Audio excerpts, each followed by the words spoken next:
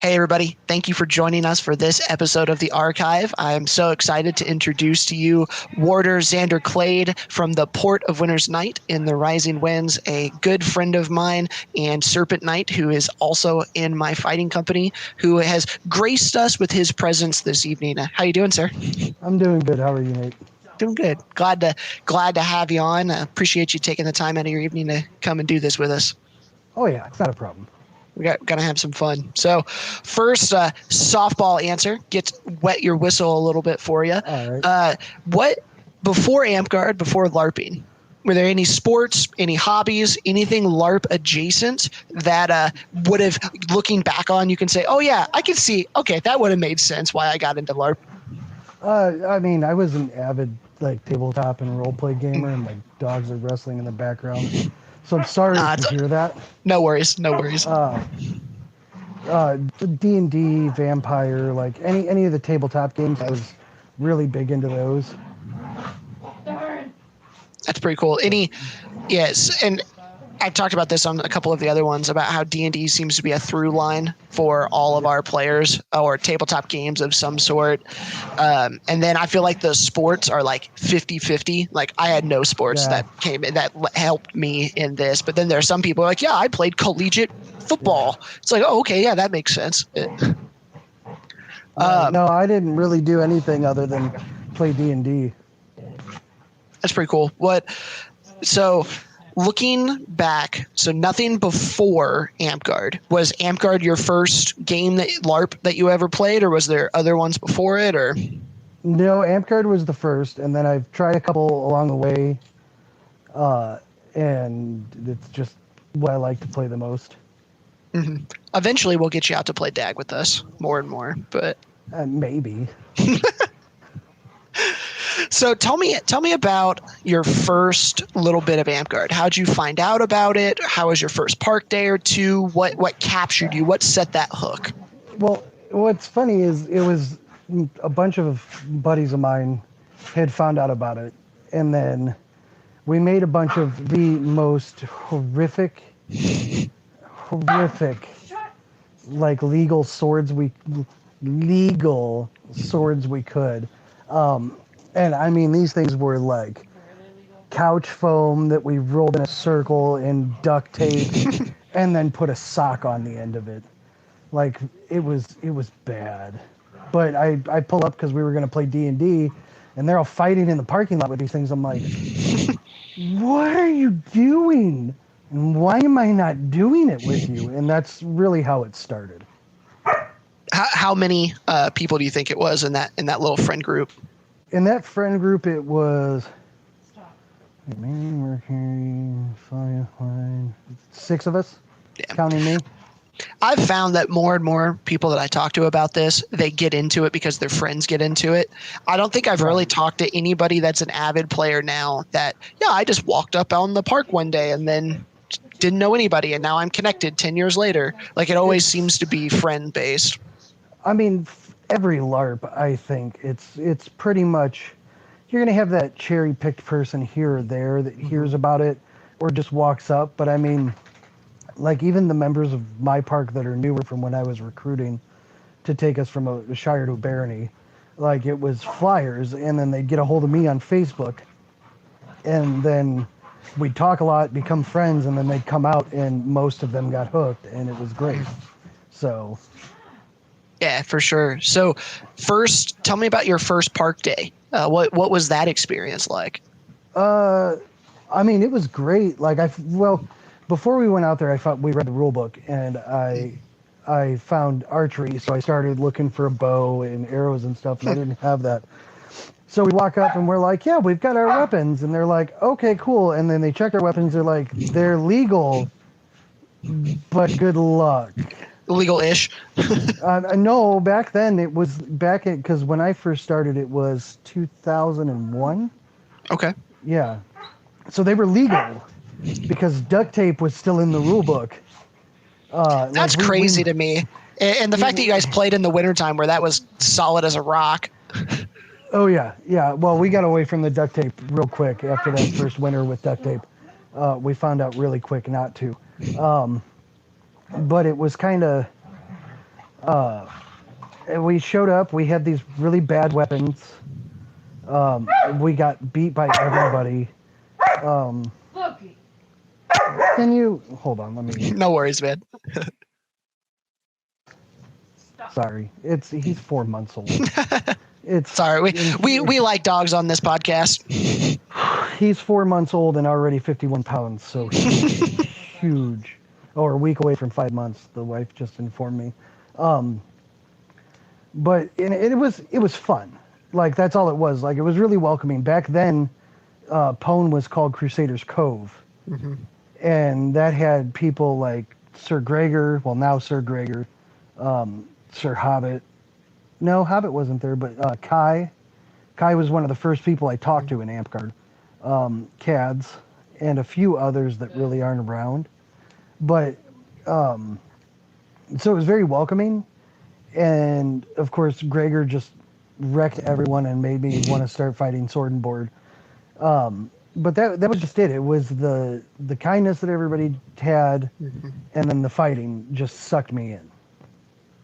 Yeah, for sure. I know that was kind of what it was for me too. It was a group of people that really I hadn't experienced the welcoming nature in as many places as I walk onto that field. And then you just get out there and you start hitting people and you're like, okay, I got to get better at this.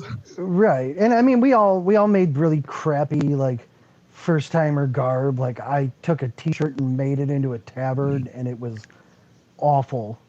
But like, we came and we tried to like fully immerse ourselves from the get-go. So it was kind of inevitable that we would still be, most of us would still be around today. Some of us. I'd say about half that group that you mentioned are still somewhat active. Somewhat, yeah. Yeah. So how long was it after you started playing at your local level until you started going to Kingdom events? Because I know some people, they go years and years before they ever hit an event. 2 weeks. 2 weeks? Oh, wow, man.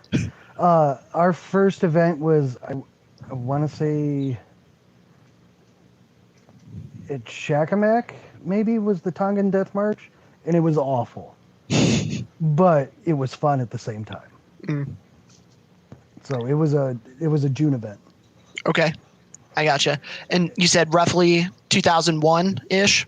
Yeah, it was around 2001. Okay. We started like end of May, early June, somewhere in there.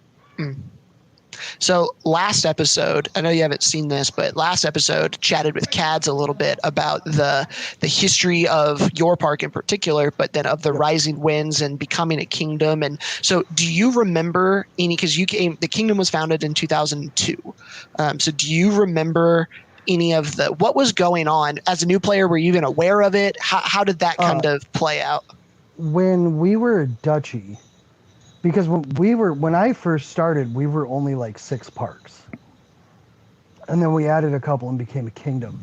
I was actually, Hobbit was the Duke at the time. And he was living in Michigan City where Singing Sands was. And I was over at his house when Varus sent the email that said that we got approval for kingdom.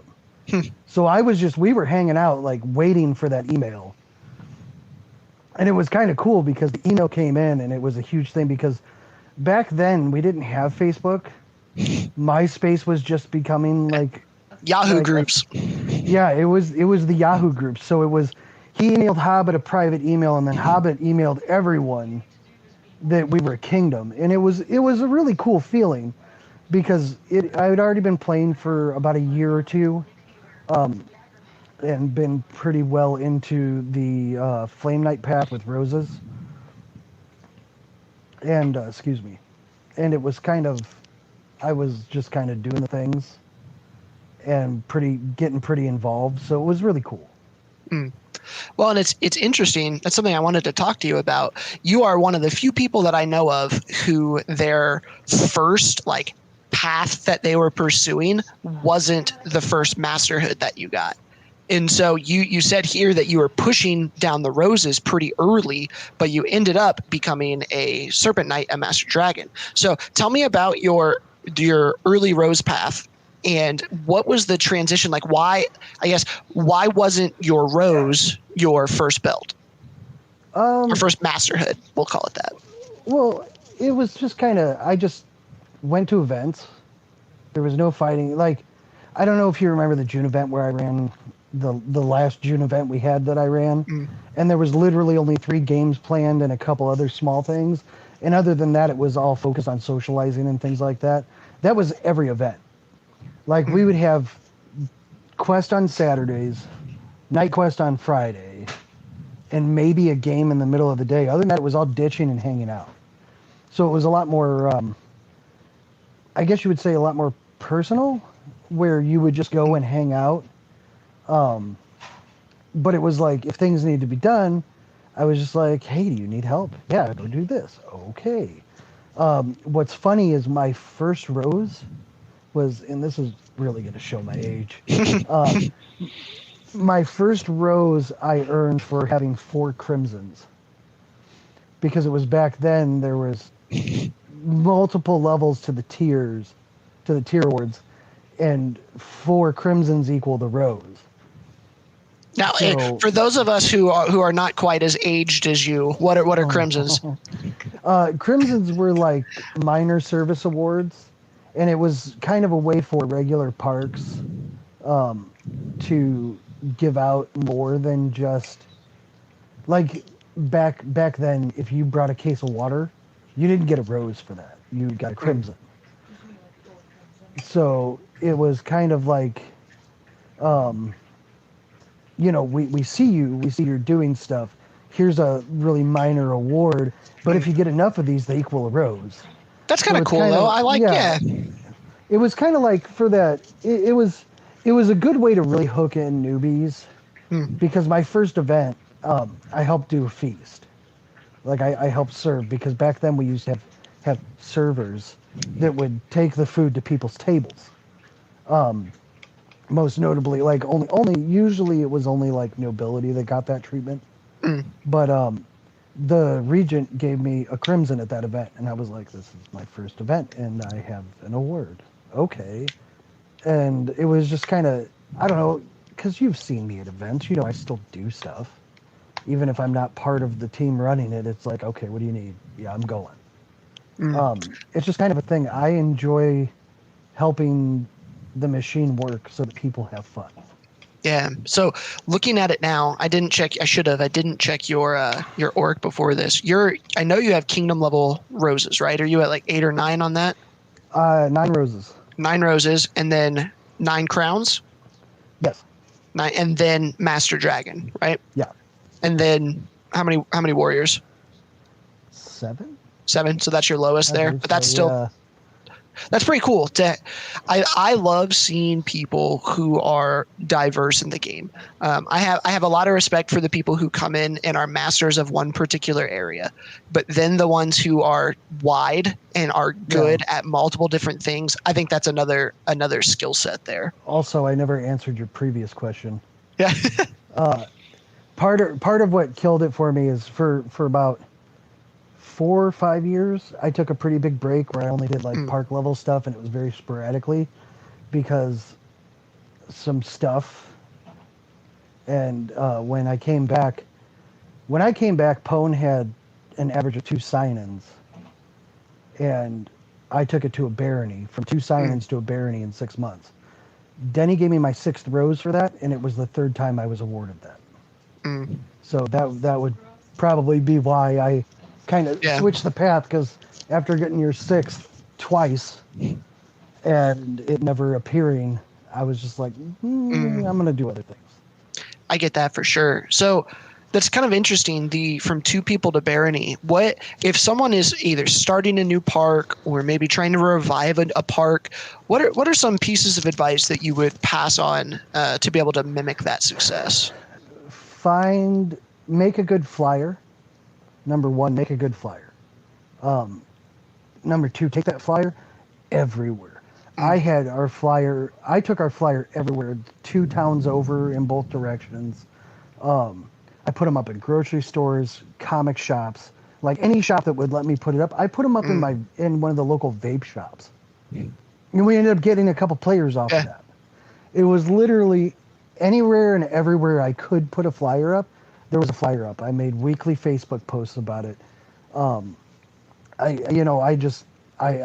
for lack of a better term, I just hustled, and I got people there. And part of it too is the people that are your veteran players always make sure you're in garb. Like that was the biggest thing, was we always made sure we were in garb, in nice garb, and looked our best, so that it was kind of like not so I don't know the best way to put it, but not like a So we look legit. so we look legit. My wife is the hero here. Daphne is the real hero because she's helping my brain work. But I mean, it's hard work. It's not easy. Like, I spent a lot of time just out recruiting. And we did, there were a couple times I just went to, like, if there was a local gaming convention or comic convention that was a little know-nothing thing, like, I dressed up in garb and I went and handed out flyers.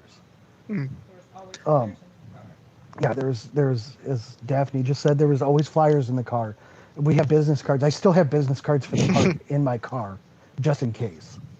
Yeah, I think the garb is a huge element of it. I think that garb is kind of what makes us from a bunch of kids hitting each other with lightsabers in the park to an actual, like, organized game that people want to come and see. Like, I think that's one of the things that separates us, and parks that have good garb grow. Yep. And that was just it. Was the constant hustle, and then when people show up, like, because you do enough of this, people are going to show up. So when they show up, you greet them, you make sure everybody's happy and cordial. You show them how to fight, and if you got somebody there that's not taking their shots, you just deal with it, and you let it roll off your back, and you're like, oh yeah, good kill, man, good kill. But you know, it's a lot of. You really want to present your best face when you're recruiting, because if you present the bad, nobody's going to come back. So and I think. Go ahead. We did a lot. We were very active when we were heavily recruiting. So it was like people came. If new people showed up, we made sure we were ditching constantly, doing battle games, like talking to them, answering questions. We have a rule book that's in a 3-ring binder, like a giant rule book. So people be like, what about this? What about that? And we'll go, well, here, why don't you read about these classes really quick, pick what you like, and then we'll answer all your questions about that class. And it really helped get a lot of people in. And it's, in my opinion, that's better than when people come to you and go, well, I'm new, what should I play? Because the standard Amtgard answer is, play Monk because it's easy.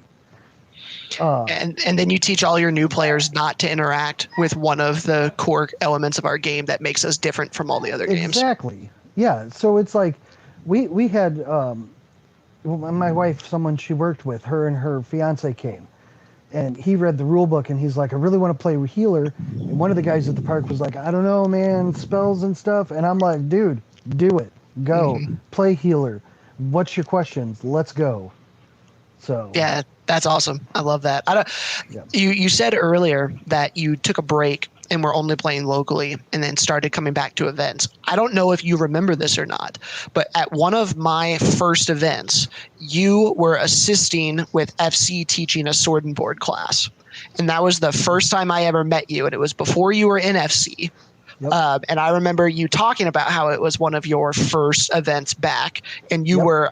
I don't remember who was teaching it. Maybe it was me. It was me and either Donnie or Larry. I want to say Donnie. Me and Donnie were fighting, and Smurf was teaching the class. That was my first event back since I want to say 2012. It was a reaving class, if I recall. Yeah. And you, the two FC, they were fighting, and then you guys were like purposely breaking rules, and Smurf had us practicing reaving. And I remember you got in some noob's face and started yelling at him, and like he didn't know what to do. And then you like it wasn't a noob, it was Rickus. Oh, I got in Rickus's face and started yelling at him, and Rickus just went, "What do I do?"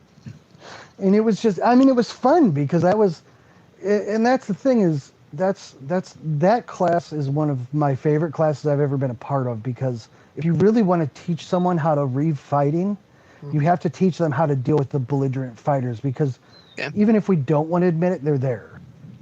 Yeah. And at one time or another, we've all seen someone get really frustrated with a Reeve and do that. And it's not acceptable. And after a minute of me yelling at him, Rick is just, you know what, just get off the field. And I smiled and I walked away. Yep. Because he figured it out. That the instant thing is you tell them, like, listen, calm down. And if they don't calm down, you kick them off the field.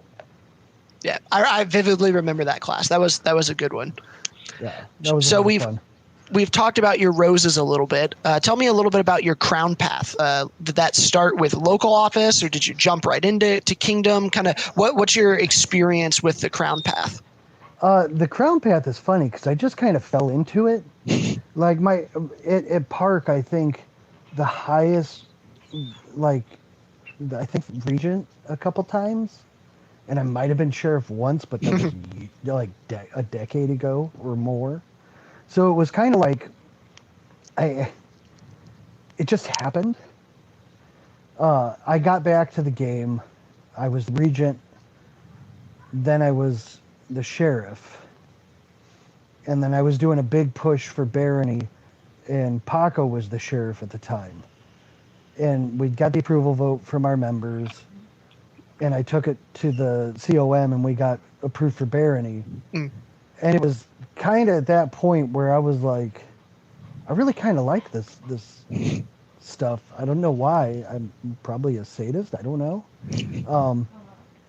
And then someone had left their BOD seat and put me up for it, like 3 or 4 months after being back. And I'm like, okay, I remember let's rock that. it. And I was there for 2 years. And I did a full year as the chairman, and then from there, it was helping form Lockhaven into the Grand Duchy. I've held now every office except for Prime Minister and Champion in Lockhaven. I'm just finishing up my term as GMR. Running for PM, vote for me. So it's kind of, it's one of the, I don't know, it's something I enjoy because I never really wanted to do the logistical side of it. Then when I started doing it and saw that the things I was doing was helping people to have fun and make the game more enjoyable, like my Regent term. If you asked me what I've enjoyed the most out of everything I've ever done in Amtgard, surprisingly, it was being Kingdom Regent for those 6 months. Because of the amounts of people that thanked me for showing them that they are great artists, no matter what level they're at, and people love what they do. Having people tell me that because you showcase this person's stuff this week, I'm now getting into this X craft because they did it and we started talking and it's cool. So it was really nice to be able to give back so much to the ANS community because I love the ANS community.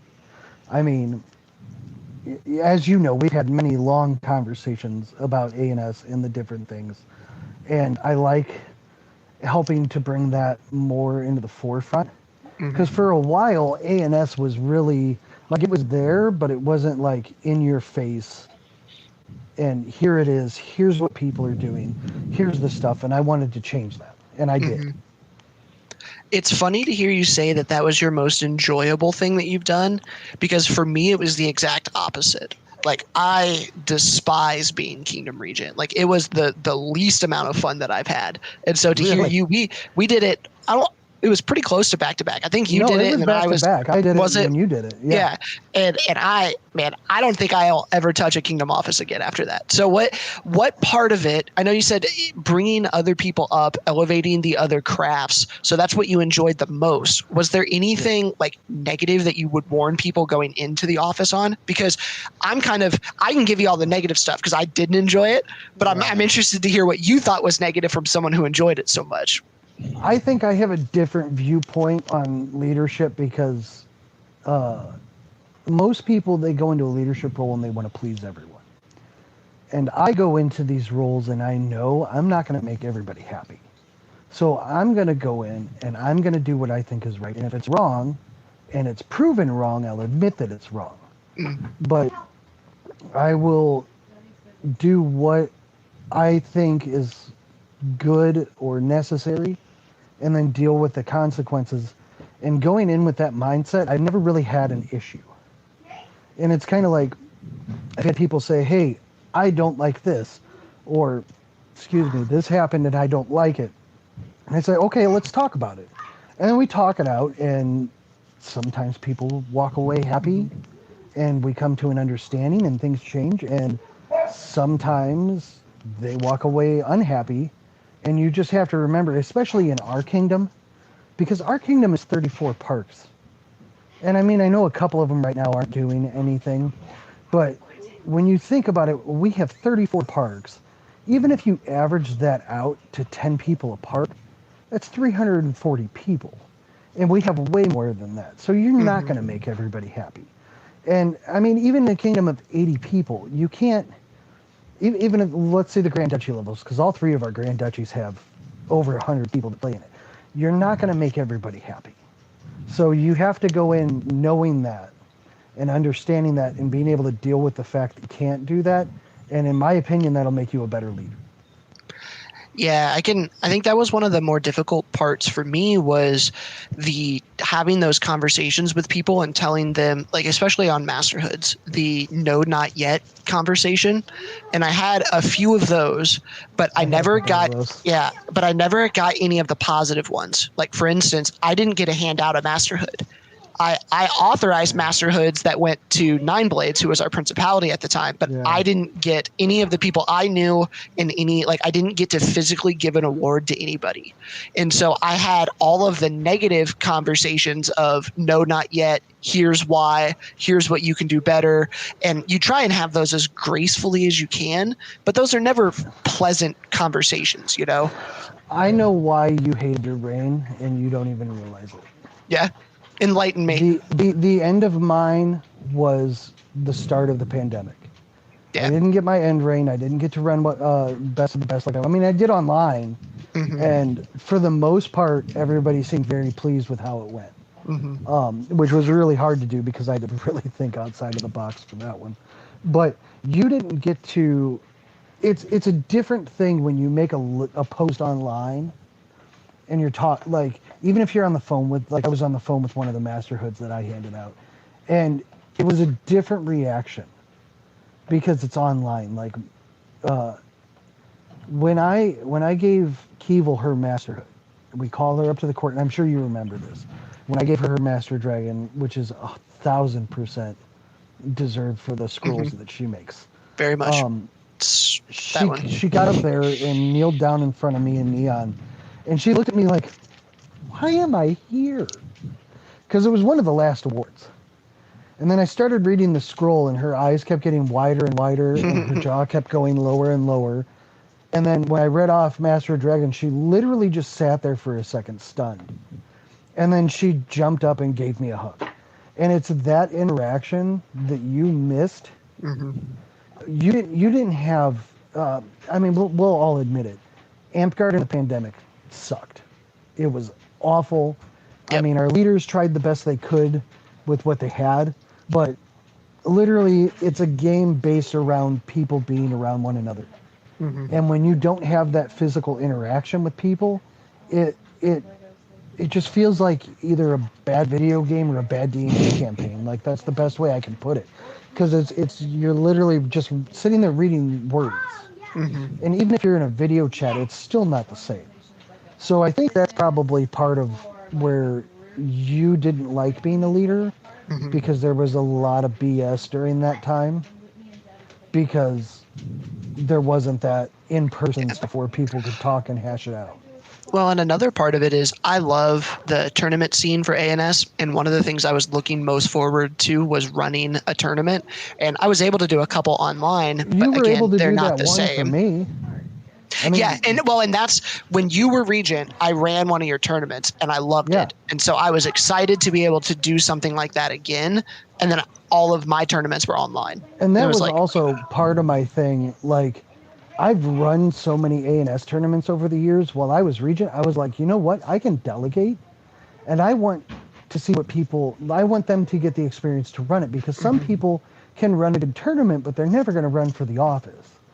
And it was kind of like I was trying to break the mold in a way where we have that stigma of or not stigmata, the where everybody says you're in charge, you have to run that. When you don't, delegation is a huge tool for leaders. And you came to me and said, hey, I want to run Dragon Master. And I said, hey, you got it.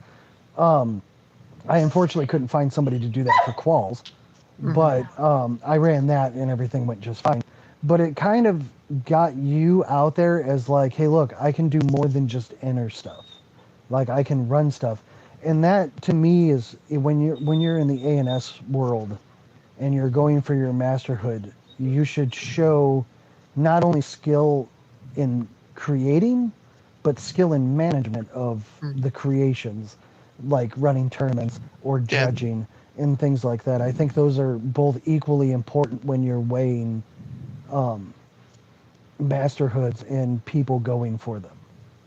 Yeah, because that was the tournament aspect of it all was the thing I was most excited for. And then when that went to online, it's like, okay, we can still do an online tournament.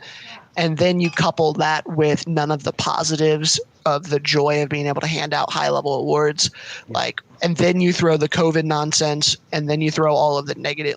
I did not enjoy it. And so it's very interesting for me to hear that was your favorite part because it was so very different from mine. I like that. I think you should try it again after the pandemic. Like once restrictions are lifted and all that, I think you should try it again.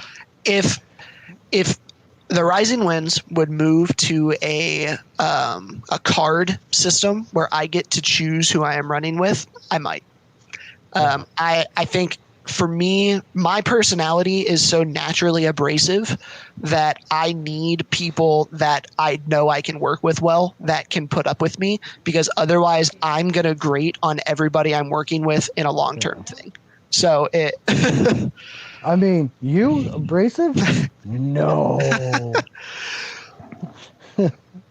So maybe one day, but I don't have any plans on it for the future. I hear you, man. That's all right. Yeah.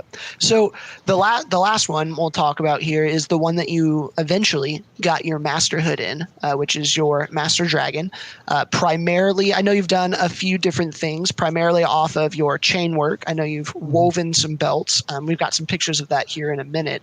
But tell me, what got you into arts and sciences? Like, what were some of your first projects? What was the thing that sparked that fire? I was running, I want to say for Regent, and I made a couple of chain pieces, and it was literally like I wanted to make armor, and I was like, I want to make a chainmail tunic. Yeah. The most tedious thing you could pick in the entire game. I mean, it may or may not be sitting in a bag, not finished after like 14 years. Yeah.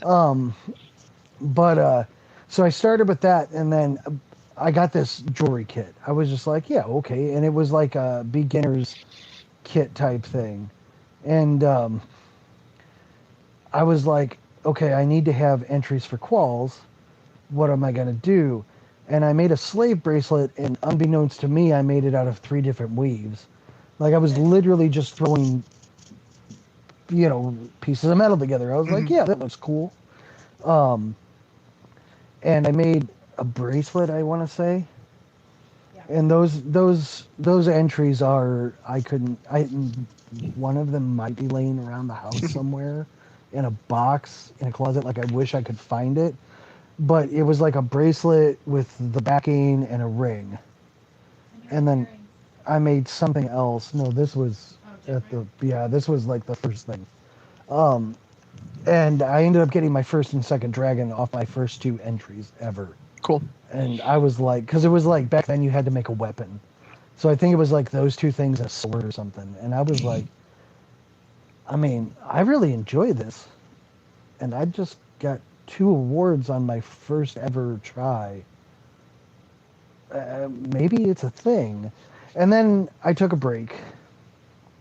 And that, because when I came back after 4 or 5 years, I had 2 dragons.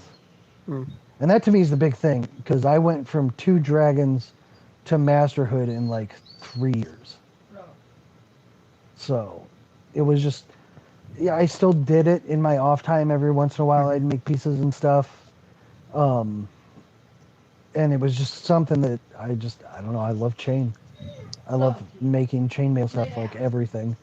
Yeah. And I like weaving belts. And I'm a terrible sewer, but I've tried my hand at it. Uh, uh, I tried to when I first got when me and you first got got promoted to soldiers in FC. I tried to make my first cross on an old tunic that I had, and I tried my hand at applique. I Is that didn't know. the blue tunic? Yeah, I know what you're talking about. I didn't know anything, and I sent a picture to Declan, who's a master carver, as you know, and I said, "So it's my first attempt at applique. Like, I know you're going to be truthful, but try not to make me cry." And literally, the next message was, "That's not applique. That's craplique. Stop it." So, yeah. Yeah, that was after Daphne had already laughed at it, and Kai had said, "Bring that to the convention I'm going to you with. I'm fixing that." And you wore that thing for a while. I remember that thing. You know what's funny about that is I still have that tunic. Because I found out after getting 2 free tunics from Declan that he no longer wore, that if I started wearing that on a regular basis, Declan would get mad and mail me a tunic. So I was like, he has this thing. And I like this about the culture of FC is we want to be the best looking people on the field. And if you are wearing our colors and Declan sees that look awful, he will say, "I will show you how to do this. I will give it. You can buy one and it's going to be cheaper than what you can get anywhere else. But we are going to get you in good looking garb, because if you're going to wear my colors, dang it, you gotta look good in those colors." Oh, no. This was literally Declan texted me and said, "Dude, don't ever wear that again. What's your address?" And he mailed me a tunic. And I'm like, but like this, because I made that tunic originally, like years and years ago when I was in Illuminari. I made that tunic and Kaesha appliqued on our symbol. And then when I left that company, I just took it off. So, I mean, that tunic it's beat to hell, man. Like, there's holes in it, and it's my favorite tunic. I just got too fat over the pandemic, and I can't wear it. But then the second tunic arrived after I kept wearing it. No, I think it was at an event I was wearing it, and he made me take it off and tried to take it from me and threw a tunic at me. Something along those lines. And then I told him later, I'm like, "You realize I only wear that because you give me free stuff." So then the I free don't think it's stuff going to work anymore. Yeah. But, so I'm going to pause our talk on the arts and science stuff, and I'll come back to it. But I'm a nerd about all the history of our kingdom, and you said a fighting company I know very little about. So tell me about Illuminari. Who were they? How long were you a part of it? What should I, as someone looking back, remember about that company? Let me get my rocker and move to my walker and move to the rocking chair. So a long time ago, many moons ago, there was a company called Varder, and in that company was like basically the at the time in the Rising Winds, it was the company to be in. Because the companies back then were Varger, the Saracens, Golden Band, and the Woodmorian Guard. So that was it. Like, and the Saracens are the lone survivors. Yeah, actually they are. But it was very hard, not the Saracens, but the other three. It was hard to get in them because it was very exclusive. You know, there's only 4 fighting companies, and you've got events that have 140 people at them. Because that's about what we were pulling back then, was about 90 to 140, which is nothing now for our events. That's our day events for our Grand Duchies. Yeah, so it was very hard to get into companies. Well, I was an initiate in Varger, and they had promoted Varus to a full blood. And a bunch of the Texas Varger got back on the list and were like, "Oh, we didn't approve this, we didn't that, we didn't this." And everybody in this area was like, "Well, that's too bad because we did. And you're not here and you weren't there to vote." And it caused a big split. Mm. So it was pretty much Rising Winds Vargr left Vargr, and we formed Illuminari. And there was one of the Corsairs, Doc Joint, started it with us, and we had a great vision, and it was to be the embodiment of every belt of knighthood, because we had the best fighters, we had the best ANS people, we had the best service people, we had the best leaders. There was a time where there wasn't a single member of Illuminari not in office for a few years in the Rising Winds. And then things, as they happen, FC popped up because Golden Band split apart and Declan started FC, and there was a really healthy rivalry there. I have a lot of stories that would probably get a few people banned from that era because of that rivalry. Nah, we've got statutes of limitations on the BOD now. You're all right. And then there was another split off of that, and I just kind of went solo for a little while. I didn't join anybody. I didn't do anything. And then I took my break and I came back, and I'm like, oh, it's all these people that I know, all my friends. Yeah, they're all in FC. All right, here we go. Because I'd always told Declan, I'll never join your company. Like, never. And it was just a friendly thing, because me and Declan have been really good friends for years. So, I mean, that's just, we were a company that pretty much dominated on the field for quite a long time. And then there was just differences of opinions, how the company should be run, the direction we were going, and things changed. And a handful of us left, mostly the people that I started the game with. So I was the last one to go, and it was pretty much just like, I mean, all my friends just went over there, so I'm gonna go over there. Bye. No, I get that. So, company colors, company symbol. It was blue and gray. Okay. Navy blue and gray, and then it was like a starburst type thing. Okay. You've seen some of the Scions tunics have that like starburst thing. Yeah. It looks very similar to that. Okay. Cool. So sorry to pull us off topic there, but I love the history of the old fighting companies. So I always ask if I can get some more info on those. Yeah. So back to the ANS. Let me know. Can you see that on your screen? I can. Perfect. So you sent me some. I asked you for pictures, and they could be of any of your work that you were proud of. So tell me a little bit. What am I looking at here? Why are you proud of it? What's the history behind it? Stuff like that. Well, me and KO are really, really good friends, and we had a bet, whichever one of us became a knight first would squire the other. He won. But during that, because KO is such a good friend of mine, I made him 4 chains for his knighting. This one I love the most, and I'll actually be getting this one at my ceremony. Oh, cool. It's going to be the Felmalik family chain. So anyone that's a direct squire of KO's, when they get knighted, they will carry this chain. And I made it so, like, I mean, it's beefy. It's a fat boy. It's made out of 16 gauge 1/2-inch spring steel. And I almost broke my wrists making this. It took me the better part of about 60 hours to make this. Wow.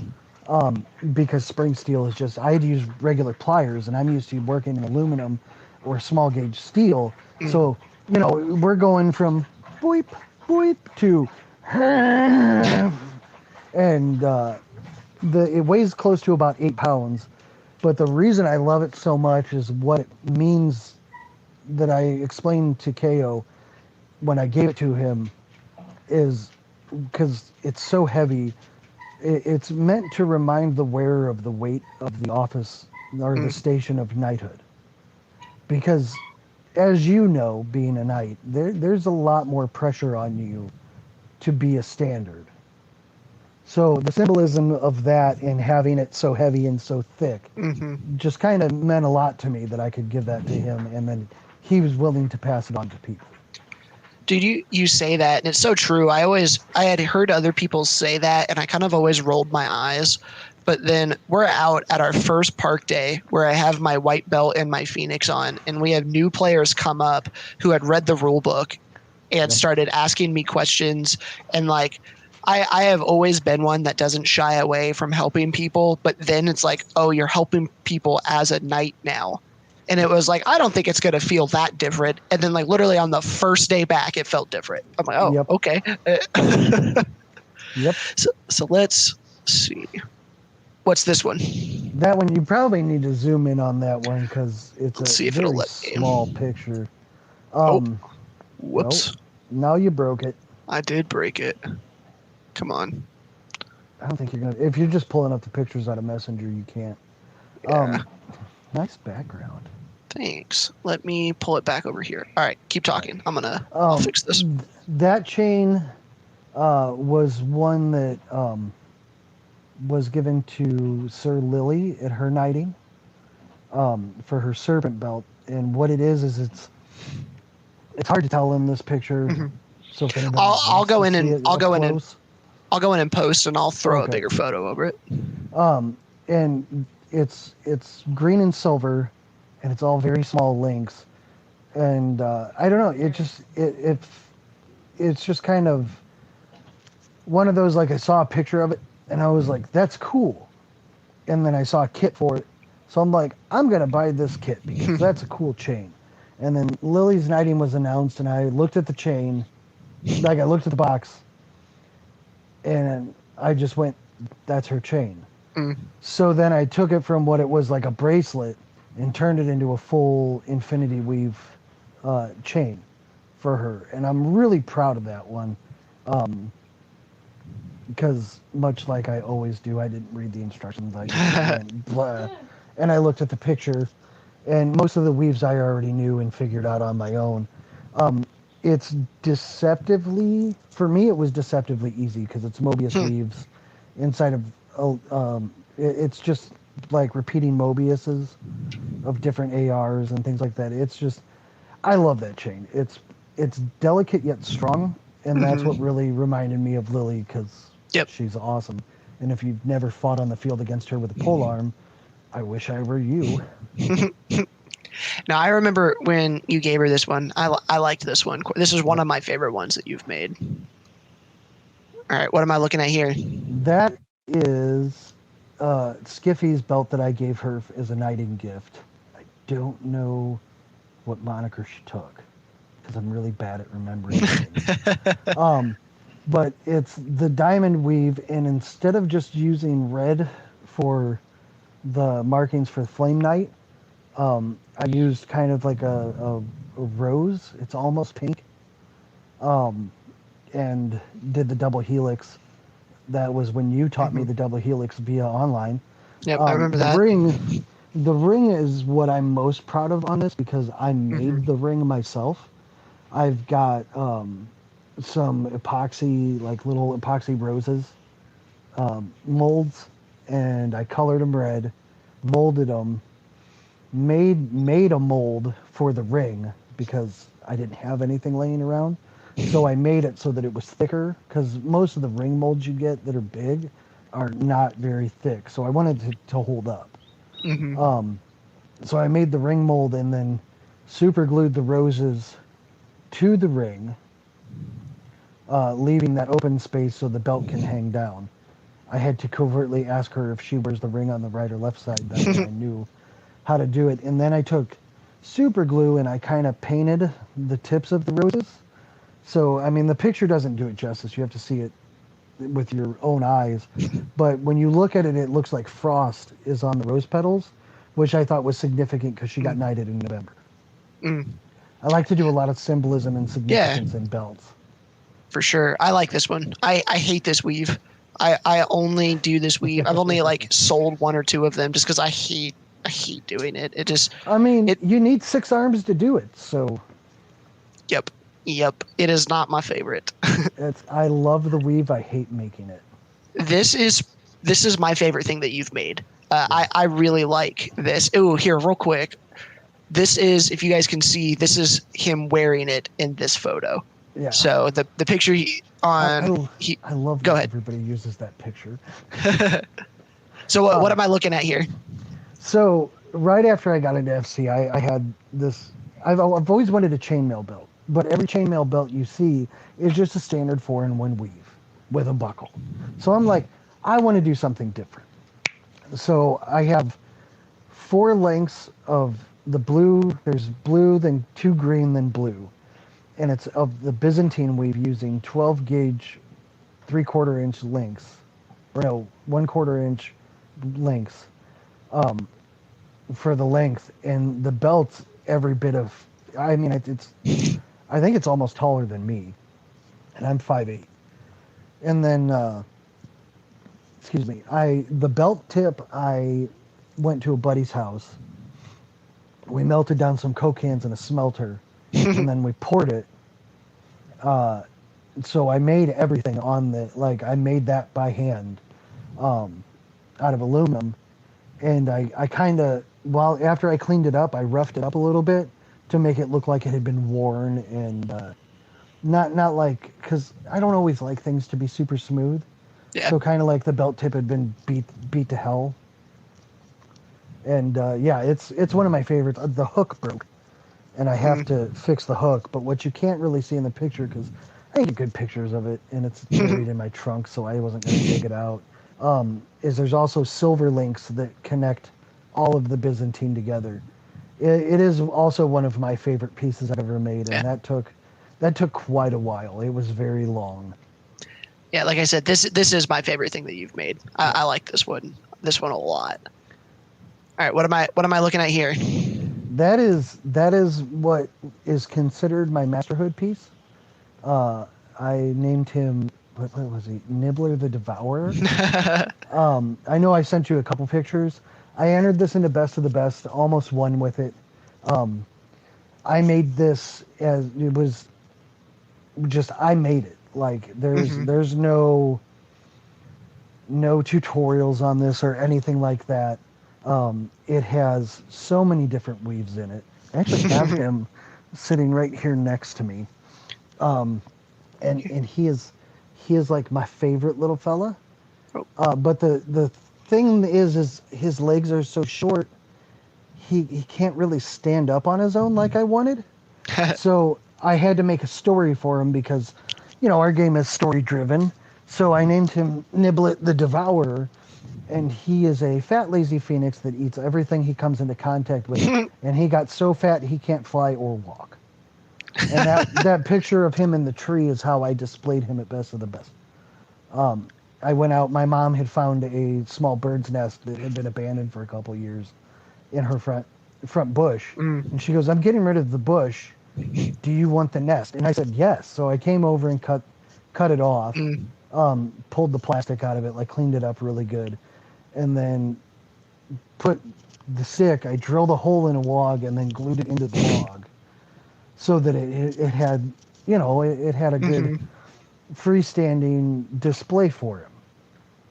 So it was kind of cool. It was funny because I had to reiterate a couple of times to the judges that I heavily spray disinfected the nest before I put it in there. For sure.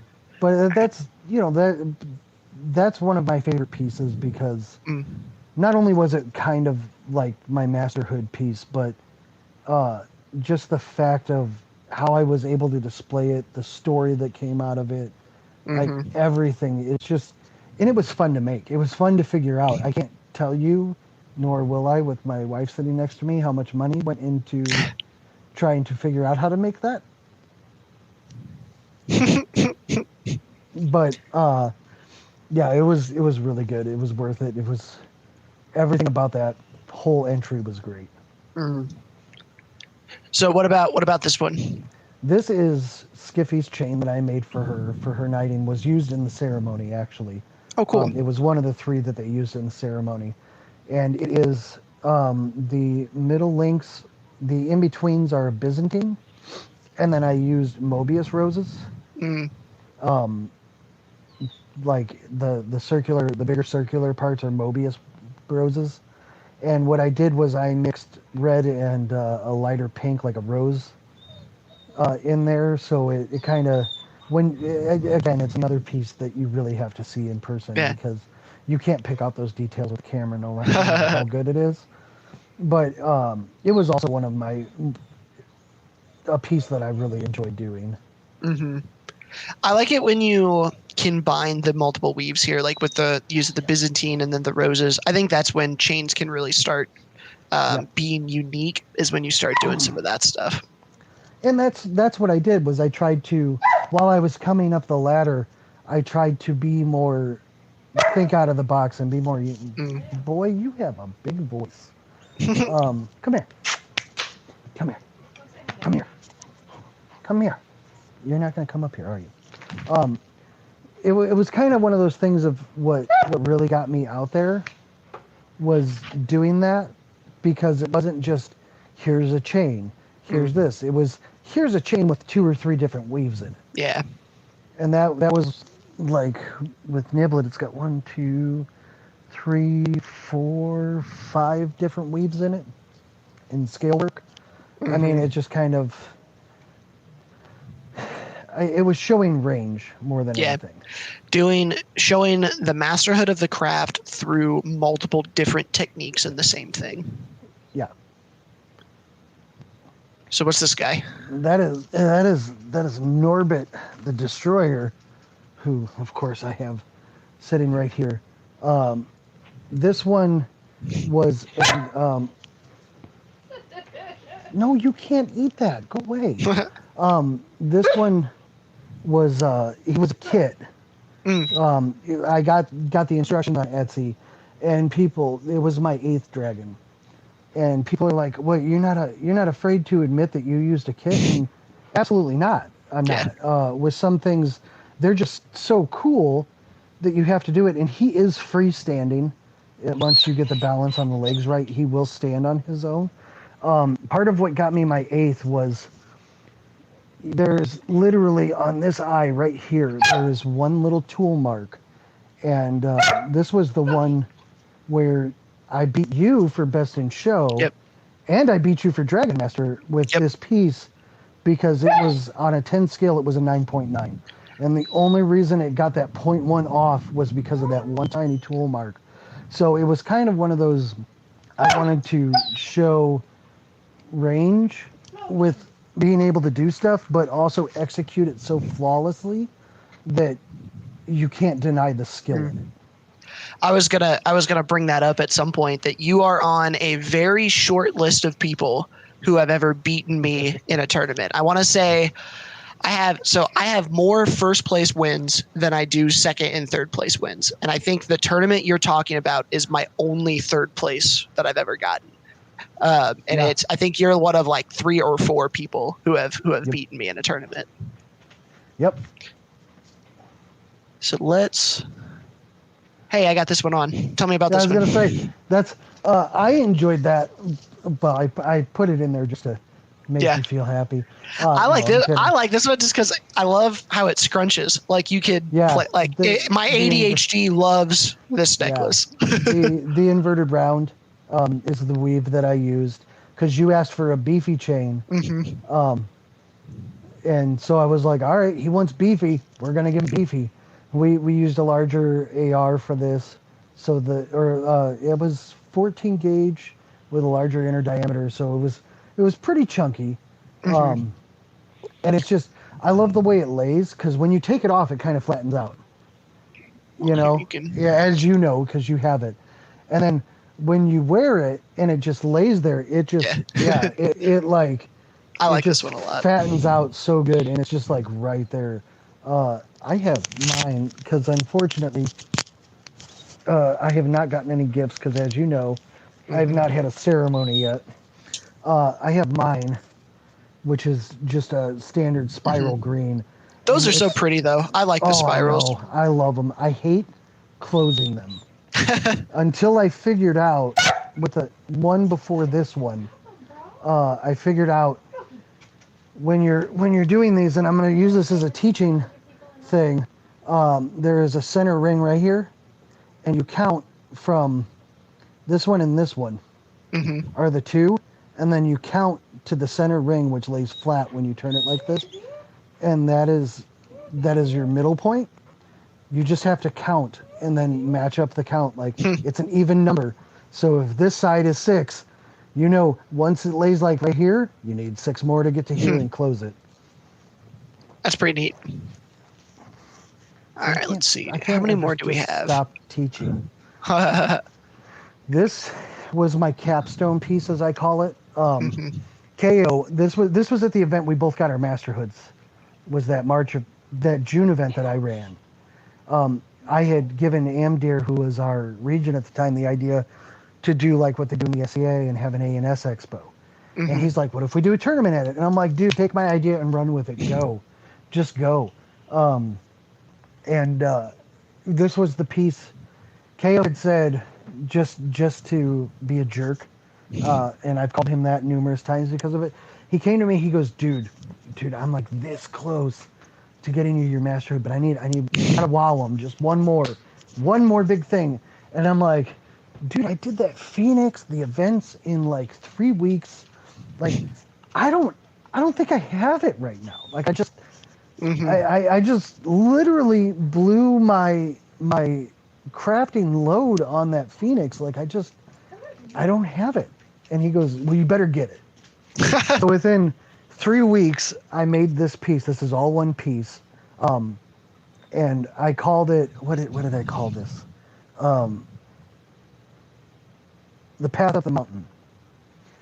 And what it is it's each chain represents one of our knighthoods, and then the one in the back is a 4-belted chain, which I still have over there. And each one is a different weave. And I made all 5 chains in less than 3 weeks. And have gifted out all 5 chains, or all 4 chains, and I'm holding the 5th chain in reserve for the Rising Wind's first 4-belted knight. Cool. That's awesome.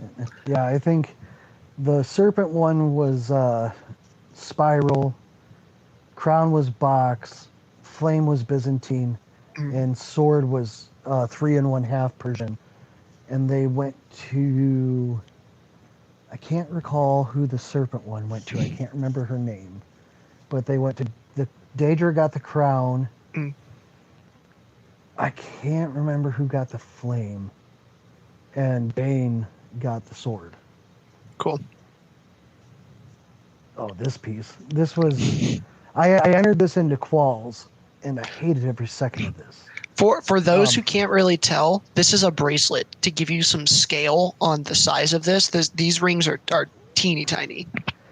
They are, what is it? There's 20 gauge is the outside. It's 20 gauge, 2/10 of an inch outer for the outer layer. It's dragon scale. And then the inner layer is 22 gauge, 1/10 of an inch. And I actually made a box chain out of those tiny ones because I'm a maniac.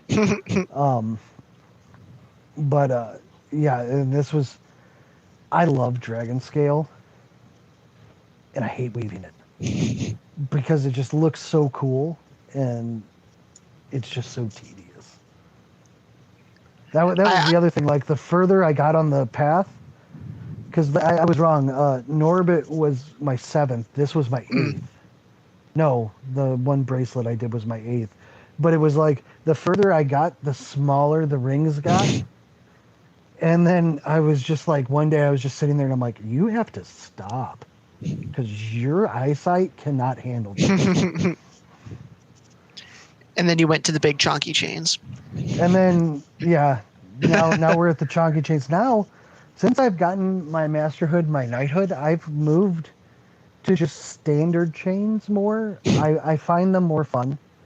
Dude, let me tell you that too. Since I've gotten my masterhood, all of my belts have become so much simpler and symmetrical and cleaner. Like I went, and just like what you said here, to push to masterhood. You got to be unique, and you got to do something new. But really looking at it, I think the clean, simple stuff just looks so much better. That's where I'm at right now. Like, if I'm gonna make a chain, there's a couple people that I'll go all out for and make crazy things for. But now, if I'm gonna make a chain, I prefer that cleaner, smoother look. Like, a true master can take something that appears simple and executed it so flawlessly that it's a masterpiece. Like this, my chain, this took me 45 minutes to make this chain. It took me 20 minutes to undo to prep the rings and 45 minutes to do the whole thing. So just over an hour. Like I started this chain doing a class for Atreides' monarchy reign. And it went from here to like here in my 40-minute class. So I'm like, or a 30-minute class. So I'm like, I'm just going to keep going. Why not? I got rings. We'll do it. And I made myself a chain. Yeah, it's funny that both of us have kind of come to the same conclusion, is that for the awards, we make something. And then after the awards are done, we both revert back to, I don't want to, simplistic isn't the word, but it really, like, I'm processing that because I think it's funny how the tournament structure and the things that high-end people make for tournaments aren't the things that you most regularly see on the field and look the coolest on the field. Well, that's the thing. Like,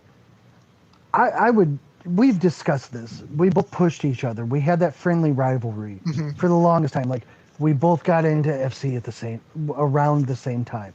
We both got made soldiers at the same time. We both were literally step for step all the way from like our 6th dragon up until masterhood. Like, we got him every event at the same time.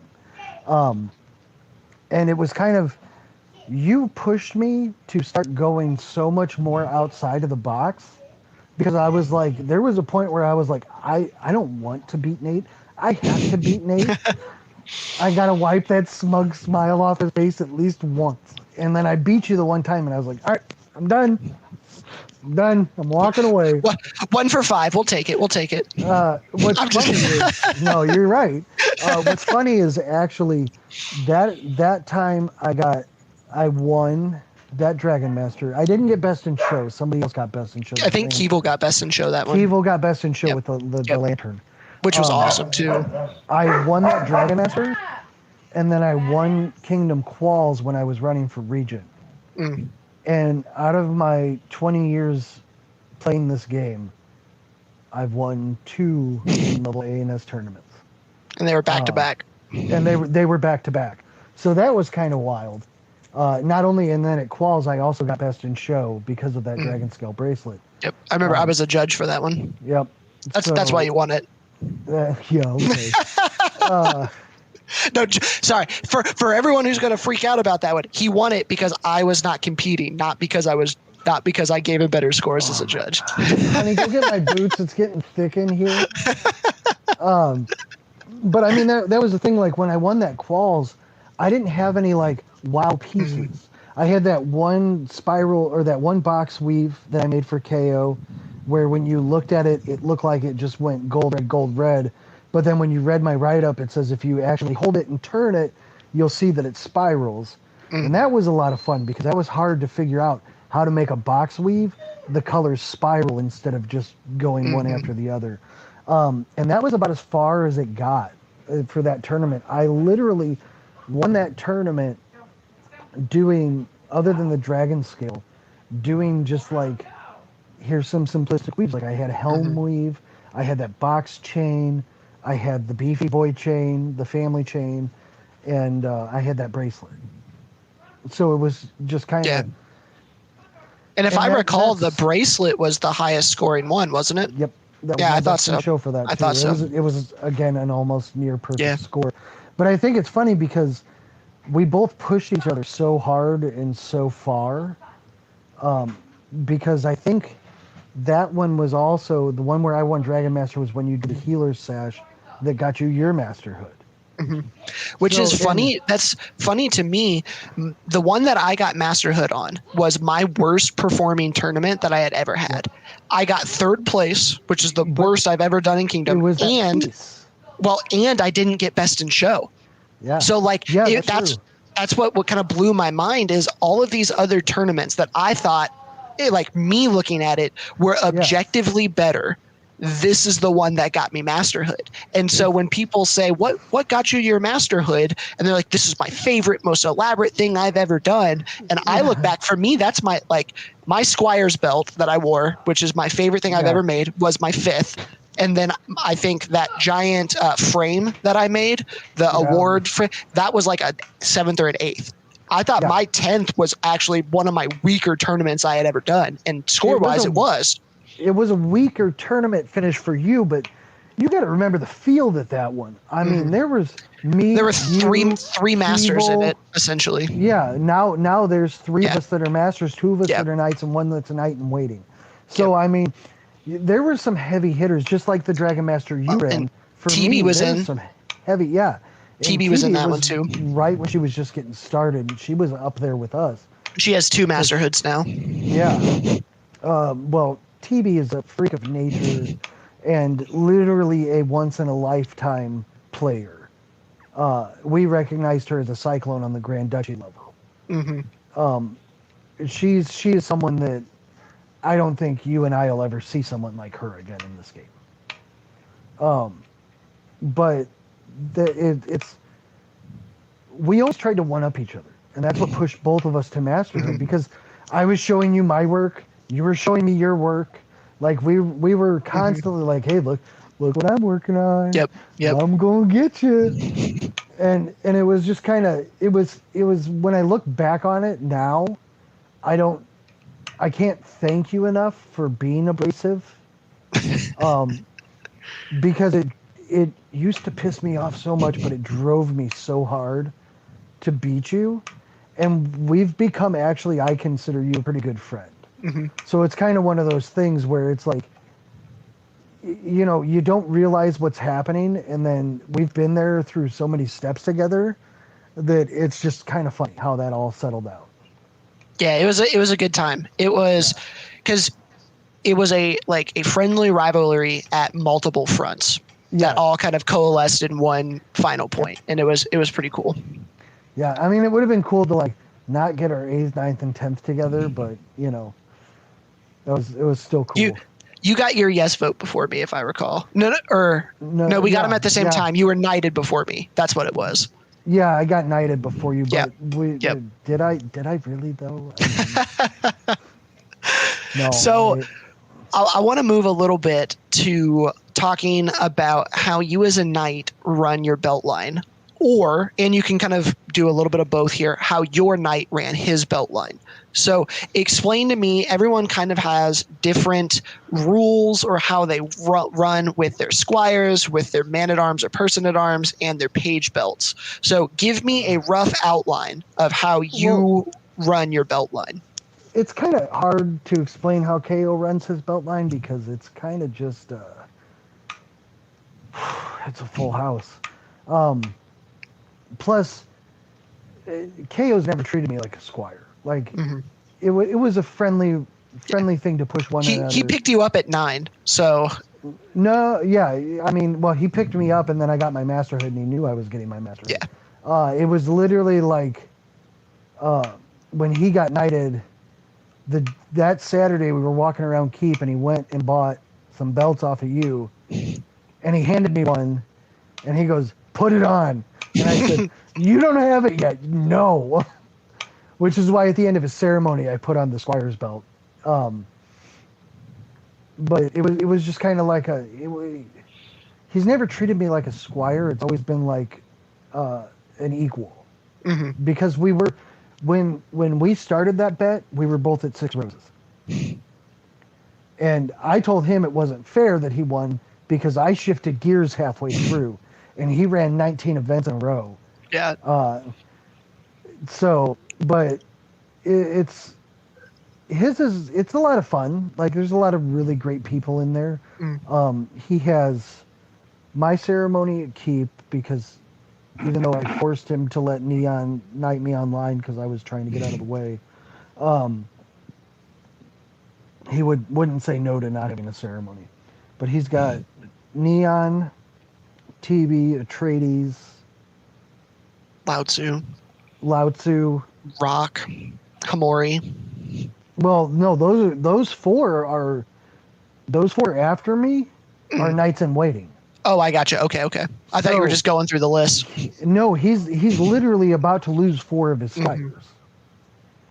My belt line, I treat it because I have Pittacus, I have Manham, and I have Alis. And Alis is from Ashen Hills, Manham is from Valley by the Coast, and Pittacus is from GG. Yep. And I picked him up recently because of reasons that we won't talk about. You know why. But I treat it as when I was thinking about picking him up as a squire, because I was only going to do 2. And when I was thinking about picking him up as a squire because of what happened, I went to Alis and Manham and I said, hey, are you guys cool with this? And Alis says, yeah, and Manham goes, I don't know him, and it's your beltline, fam. And I'm like, no, dude, it's our beltline. Like, we're a family. So I look at my beltline as, if my squires can't accept you, I'm not going to be able to accept you because we're a family, and we will all work together to get everyone to whatever goal they have. Whether that's just existing as a squire and just kind of doing your thing, or a man-at-arms or a page or whatever, or it's pushing you to your knighthood or your masterhood. I want to say masterhood because there needs to be a separation on that.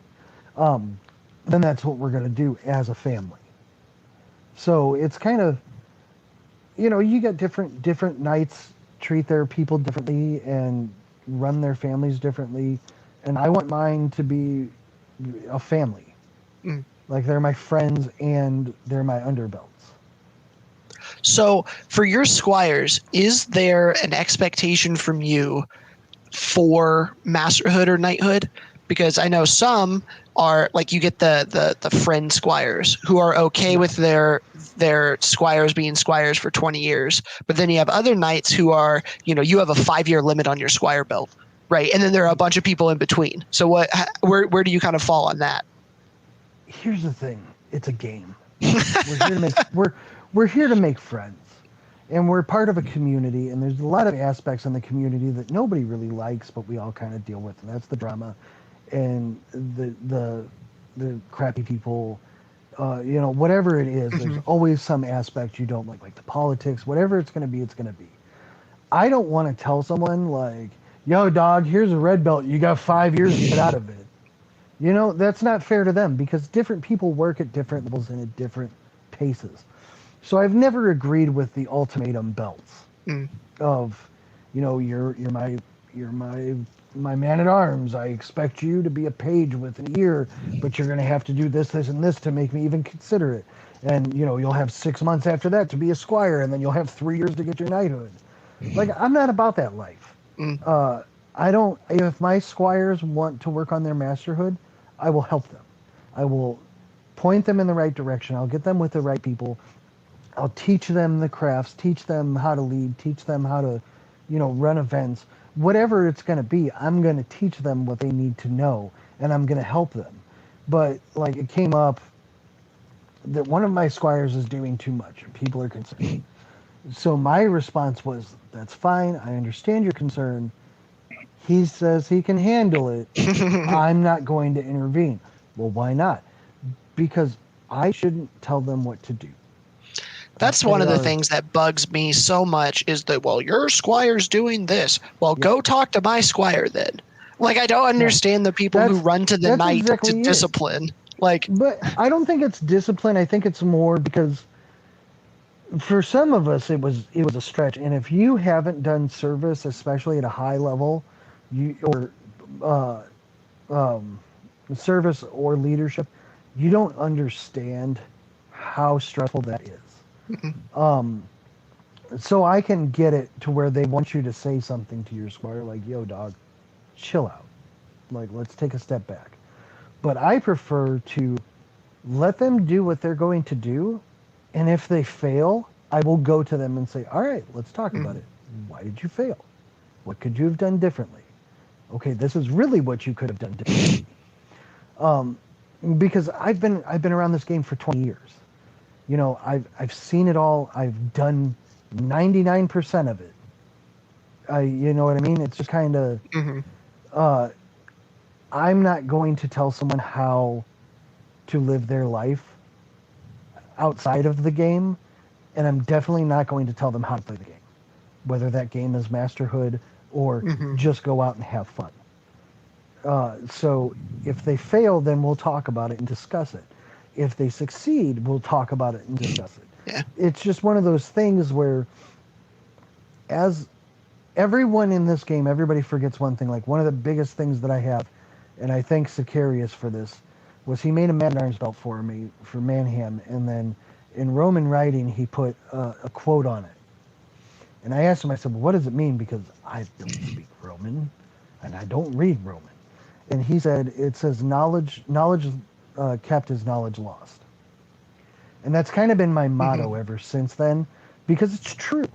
Anyone that keeps knowledge from players, whether it be through ANS, leadership, service, anything like that, you are doing those people, the game, and yourself a disservice. Because everybody from the first day guy to the 20-year vet or 30 or 40-year vet with 4 belts or however many, if you are keeping knowledge from people, not only is that gatekeeping, but you're stagnating what could be furthered. Like, I have people all the time ask me, hey, how do I fix this problem with my chain? I had somebody come to me today, like, you know, check out this weave. I'm like, that's really cool, but you need to work on your closures. And he says, yeah, I'm having a problem with it. I don't know what to do.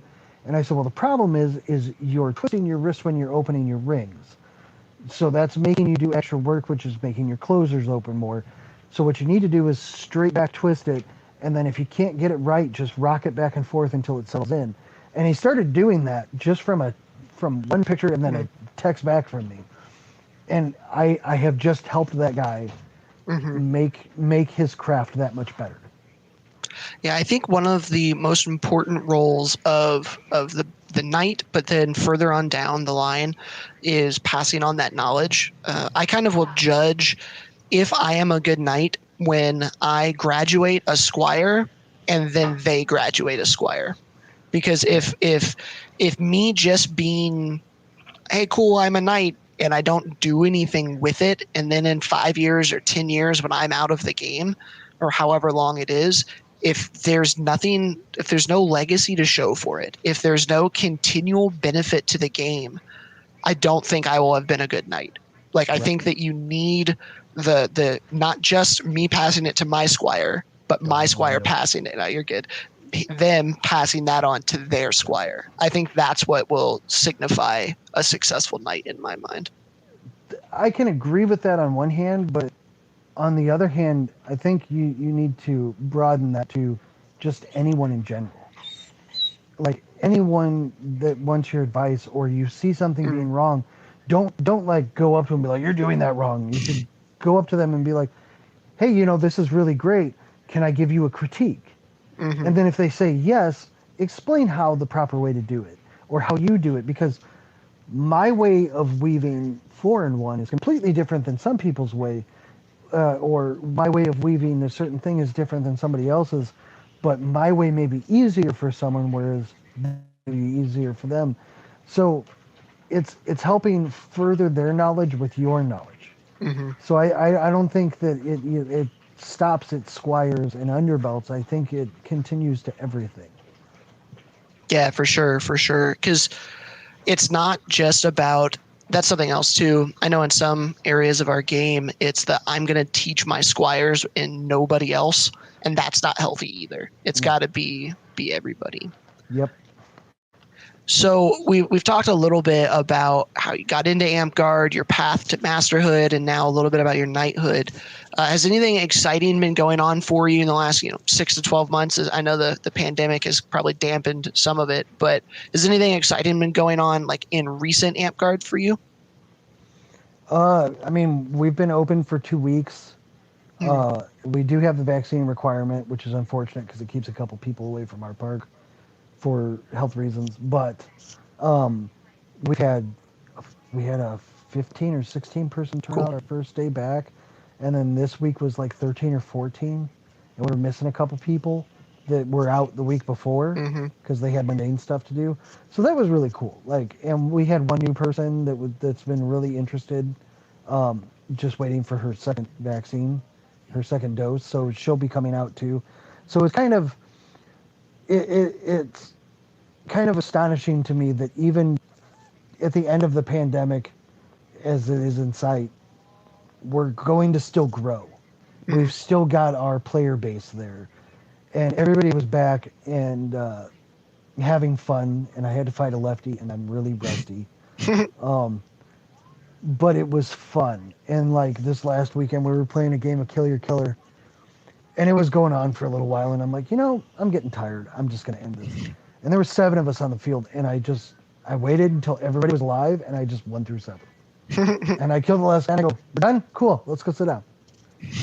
So it was kind of like nice to know, even though I'm rusty, like I can still go out and fight and demolish my park, for lack of a better term. So it was kind of like one of those like, yeah, all right, we're still good.